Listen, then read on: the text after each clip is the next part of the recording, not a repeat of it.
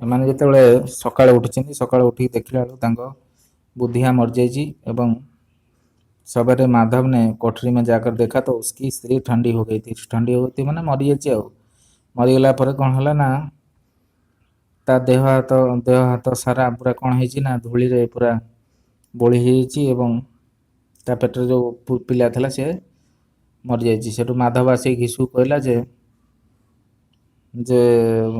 सी मर जाइए बोली दी जन कौन कले ना छाती पिटी कांदिया को लगिले मगर हाँ तापर सब जो छाती पिटी कांदिले से गाँव पड़ोशी मैंने भी आसिले आसिकी तांको बुझेयकू लगिले किंतु एते सब करिया पाखे कौन थिला समय नथिला कहीं जेहेतु कौन ना घरे पैसा गोटे टंका नथिला कफन किनिया कि लकड़ी किनिया पुणी से शबर सत्कार करेंगे ना तेणु बाहर किसी नथिला पैसा जमी चिलर माने चिलर बसार जमी मांस मिले ना सेमती आंक घरे भी पैसार सेतिकी अभाव थिला बा पैसा पाखे नथिला। बाप बेटे ने रोते हुए जमींदार के पास गए हला तापर सेठू जमींदार पाखु जाइछन्ति जमींदार पाखरे जाई सेठू कहिछन्ति जे आम एई भलिया परिस्थिति हे जाइछि आम बहु मर जाइछि आमु किछि टंका साहाय्य कर किंतु जमींदार जेहेतु तांको ऊपर बहुत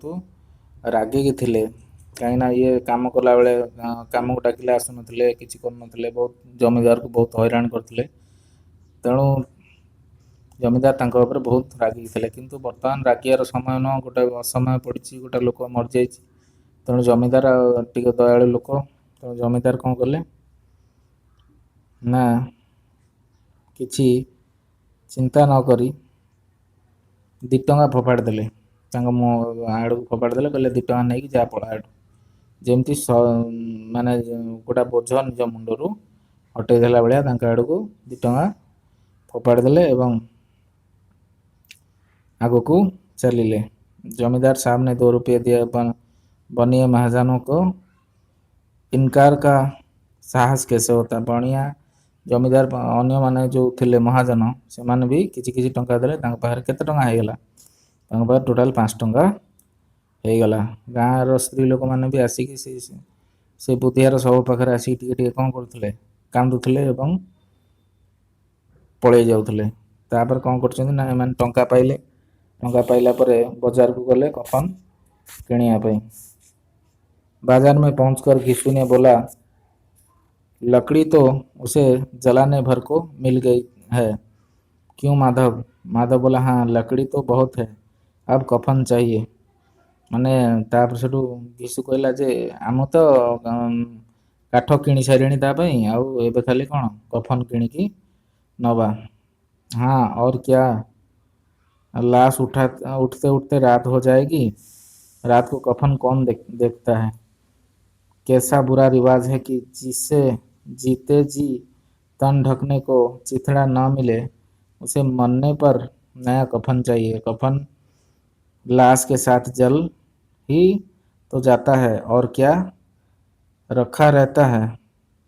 यही 5 रुपये पहले मिलते तो कुछ दवा दारू कर लेते।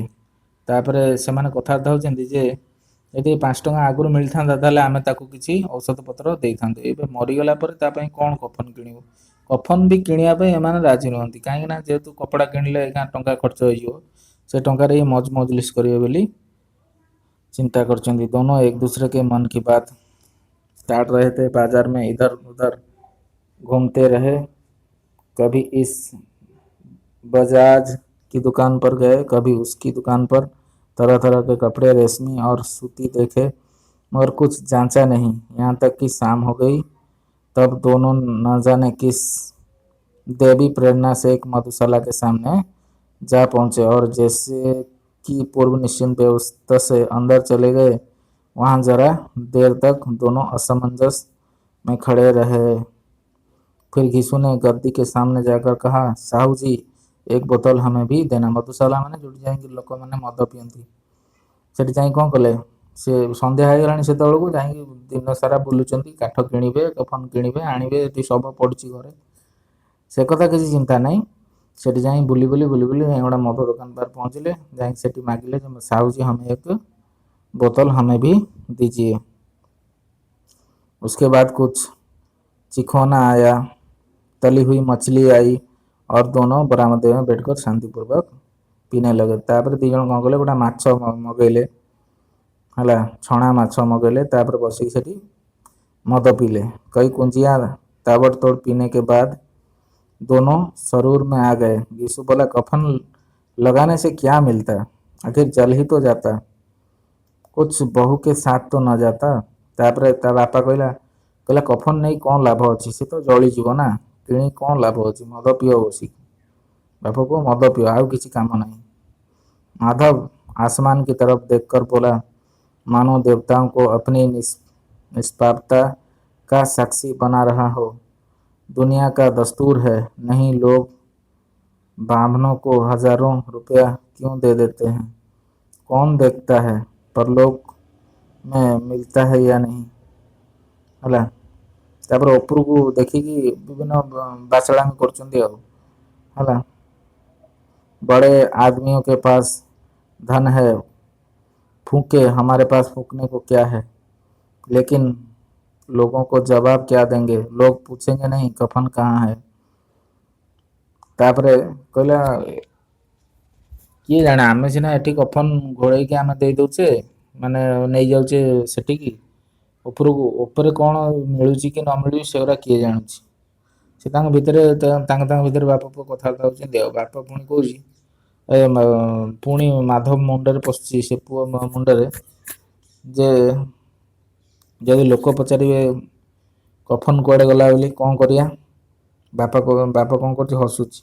यीशु हंसा, अबे कह देंगे रुपए कमर से खिसक गए, बहुत ढूंढा मिले नहीं, लोगों को विश्वास ना आएगा, लेकिन फिर भी वही रुपए देंगे। तापर सेठू आमे आमे जदि लोक पचारिबे आमे कौन करिया ना, आमे कहया जे पैसा कोठी पड़ीगला आमे जानि पाइलुनु, पुणी लोक पैसा देबे आमे पुणी आसिकी नबा, व्यस्त काहे होउछ, मद पी। माधव भी हंसा इस अनपेक्षित सौभाग्य पर, बोला, बड़ी अच्छी थी बेचारी, मरी तो खूब खिला पिला कर। तापर माधव कहूँ जा हो से मला बेले आमे किछि टंका पाइले मद फद पिया ପାଇଁ,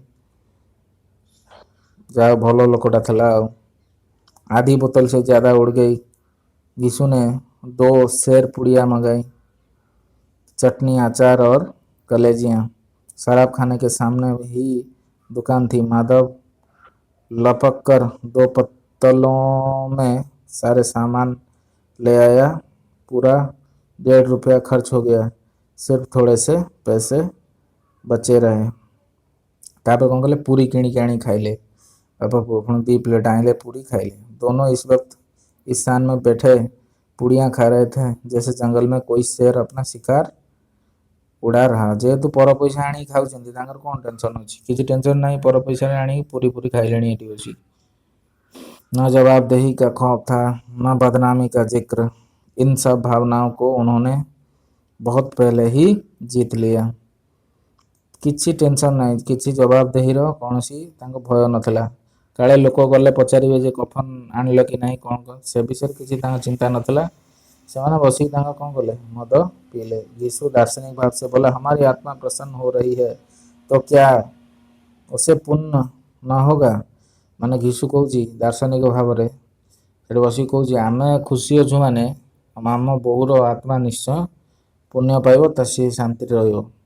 माधव ने श्रद्धा से सिर झुकाकर तस्दीक की, जरूर से जरूर होगा, भगवान तुम अंतर्यामी हो, उसे वैकुंठ ले जाना।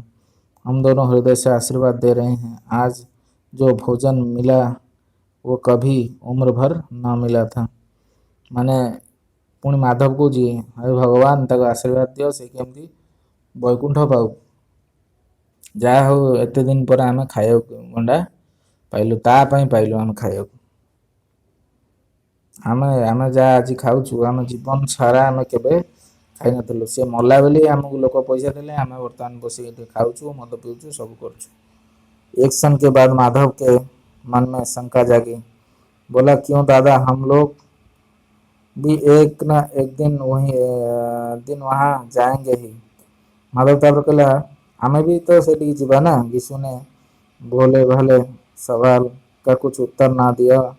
वो परलोक की बातें सोचकर इस आनंद में बाधा न डालना चाहता था। से मरिया कथा चिंता करिया चाहूनथला यीशु किछि कहलेनि। जो वहाँ हम लोग कारण जदि सी मरिया कथा चिंता करेंगे क्या मन दुख हम तेणु ये आनंद रू से दूर हवा को चाहून। जो वहाँ हम लोगों से पूछे कि तुमने हमें कफन क्यों नहीं दिया तो क्या कहोगे? कहेंगे तुम्हारा सिर पूछेगी तो जरूर है। जो लोग पचारे आम कौन कह ना किसी कहनी कौन अच्छे तू कैसे जानता है कि उसे कफन ना मिलेगी? तू मुझे ऐसा गधा समझता है? 60 साल क्या दुनिया में घास खोदता रहा हूँ, उसको कफन मिलेगी और बहुत अच्छा मिलेगा। से कौच तू केम जानलु? आम जब न नवा कौन मिलनी जी हेल्ले आनी दब ना। मु कौन 60 वर्ष बयस है मोर केते एक्सपीरियंस तुम कौन जानचु? तू किसी जाननु तो चुपचाप बस। माधव को विश्वास न आया। बोला कौन देगा? रुपए तो तुमने चट कर दिए। वो तो मुझसे पूछेगी। उसकी मांग में तो सिंदूर मैंने डाला था ना। माधव तापर कौच कहले आउ पैसा किए दब? पैसा तो आम जो आनी बसिक खाईदे सब। आ पैसा किए दब? कौन देगा बताते क्यों नहीं? वही लोग देंगे जिनको अब की दिया, जिन्होंने अब की दिया। हाँ अब की रुपए हमारे हाथ ना आएंगे। तापरे कहते कफन तो किए दब? मु तो माधव कौच मु तो सिंदूर देती सी मत क्या पचार मरला मरीगला सीना मत दिन ना दिन पचार तू ही मत कफन देनु बोली। यीशु कौच तू व्यस्त होना। जो लोग आमको एवं पैसा देती से लोग पुणी कफन आणिकी देवे किंतु एथर आम हाथ को पैसा से देवेनि। जानी आम जी पैसा आनीचे बर्तमान आम कौन कर मद फद पीवा आराम से रहा। ज्यों ज्यों अंधेरा बढ़ता था और सितारों की चमक तेज होती थी मधुशाला की रौनक बढ़ती जाती थी। कोई गाता था, कोई डींग मारता था, कोई अपने सींग के गले लिपट जाता था, कोई अपने दोस्त के मुंह में कुल्हड़ लगाए देता था। जिते राति होता से कौन होता ना मधुशाला आ चमकिला हो जाता। सब सांगसाथी मैंने आसिक सब कौन करते मद पीते विभिन्न प्रकार मैंने खुशी होते। वहाँ के वातावरण में सरूर था, हवा में नशा। कितने तो यहाँ आकर एक चुल्लू में मस्त हो जाते थे। शराब से ज़्यादा यहाँ की हवा उन पर नशा करती थी। जीवन की बाधाएं यहाँ खींच लाती थी और कुछ देर के लिए यह भूल जाते थे कि वो जीते हैं या मरते हैं या ना जीते हैं ना मरते हैं है। तापरे सारा एମାନେ ସବୁ କ'ଣ ଯେଉଁମାନେ ଆସୁଥିଲେ ଏଠି କ'ଣ ସେମାନେ ବହୁତ ଦିନ ସାରା କଷ୍ଟ କରି ଏଠି ଆସୁଥିଲେ ମଦ ପିଉଥିଲେ ଏବଂ ତାଙ୍କର ଶ୍ରମକୁ ସେମାନେ ଦୂରେଇ ଦେଉଥିଲେ ଏବଂ ଖୁସି ହେଇକି ଯାଉଥିଲେ। ये दोनों बाप बेटे अब भी मजे लेकर चुस्कियां ले रहे थे। सबकी निगाहें इनकी ओर जमी हुई थी। दोनों कितने भाग्य के बली हैं। पूरी बोतल बीच में है दी जन एबे भी बसिकी सेठी राति है तथापि बसी सेठी मद पीछे। भरपेट खाकर माधव ने बची हुई पुड़ियों का पत्तल उठाकर एक भिखारी को दे दिया जो खड़ा इनकी और भूखी आंखों से देख रहा था और देने के गौरव, आनंद और उल्लास का अपने जीवन में पहली बार अनुभव किया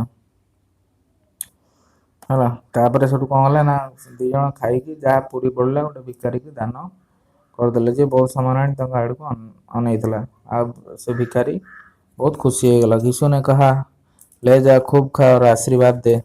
जिसकी कमाई है वो तो मर गई मगर तेरा आशीर्वाद उसे जरूर पहुंचेगा। रोए रोए से आशीर्वाद दो, बड़ी गाढ़ी कमाई के पैसे हैं। मैंने कहले ने खा। यीशु कौच से भिखारी के तो ने खा आशीर्वाद दे जी पैसा देती खावाई से तो मरीगला आशीर्वाद दे से केमती कौन वैकुंठ प्राप्त हो। माधव ने फिर आसमान की तरफ देखा। कहाँ वो वैकुंठ में जाएगी दादा, वैकुंठ की रानी बनेगी। माधव को जी ये कौन वैकुंठ को अच्छा मो स्त्री कौन वैकुंठ को पड़ेबो आ वैकुंठ रानी हो।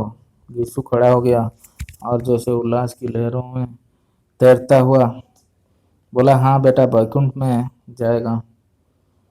किसी को सताया नहीं, किसी को दबाया नहीं, मरते मरते हमारी ज़िंदगी की सबसे बड़ी लालसा पूरी कर गई, वो ना बैकुंठ जाएगी तो क्या ये मोटे मोटे लोग जाएंगे तो गरीबों को दोनों हाथों से लूटते हैं और अपने पाप को धोने के लिए गंगा नहाते हैं और मंदिरों में जल जल चढ़ाते हैं।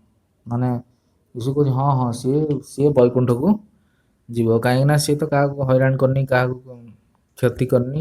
ଆଉ କ'ଣ ଇଏ ମୋଟା ମୋଟା ଲୋକ ଯିବେ ଯିଏକି ଗରିବକୁ ଲୁଟୁଛନ୍ତି ଏବଂ ସବୁବେଳେ ତାପରେ କ'ଣ କରୁଛନ୍ତି ନା ବହୁତ ପାପ କରିକି ଯାଉଛନ୍ତି ଗଙ୍ଗାକୁ ଗାଧେଇବା ପାଇଁ।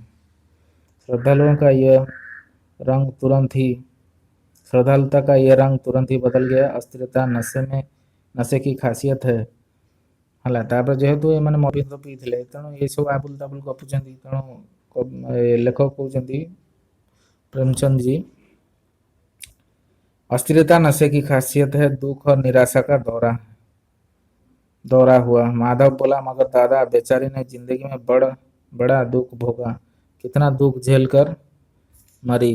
तापर से माधव कौच केते कष्ट सहला, केते ये करी मरला, बहुत कष्ट भोगिला, दुख भोगिला। वो आंखों पर हाथ रख कर रोने लगा, चीखे मार मार कर। तापर से माधव से कौन कला, कांदिला बसी, कहीं मद पी देना ना, मद पी तेणु तांकर विभिन्न प्रकार रोल बाहर। यीशु ने समझाया, क्यों रोता है बेटा, खुश हो कि वो मायाजाल से मुक्त हो गई, जंजाल से छूट गई, बड़ी भाग्यवान थी जो इतनी जल्द माया मोह के बंधन तोड़ दिए। और दोनों खड़े होकर गाने लगे, ठगनी क्यों नैना चमकावे ठगनी, पियकड़ों की आंखें इनकी और लगी हुई थी। और ये दोनों अपने दिल में मस्त गाए जाते थे। फिर दोनों नाचने लगे, उछले भी, कूदे भी, गिरे भी, मटके भी, भाप भी बताए, अभिनय भी किया और आखिर में नशे में मदमस्त होकर वहीं गिर पड़े। माने ये जाइछंती काठ आनिले आ कफन से जो कपड़ा आनिले कौन करिए, एठी सब उठिब से किंतु सेठी जाई मद पी सेठी रोल करछंती, सेठी जाई मजलिस करछंती।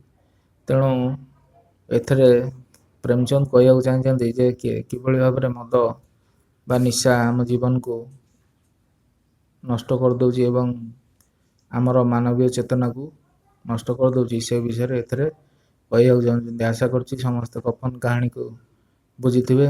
प्रेमचंद जी लेखक परिचय आम आनिबा एवं पूर्व वर्ष आसीथिबा एसएसबी टीआरएसटी एलटीआर एवं ओएसटी रे आसीथिबा क्वेश्चन गुडी को मध्य आम डिस्कसन करिया। ए चैनल टी को सब्सक्राइब करंतु एवं हिंदी रो नुआ नुआ वीडियो पाई चैनल को सब्सक्राइब करथांतु।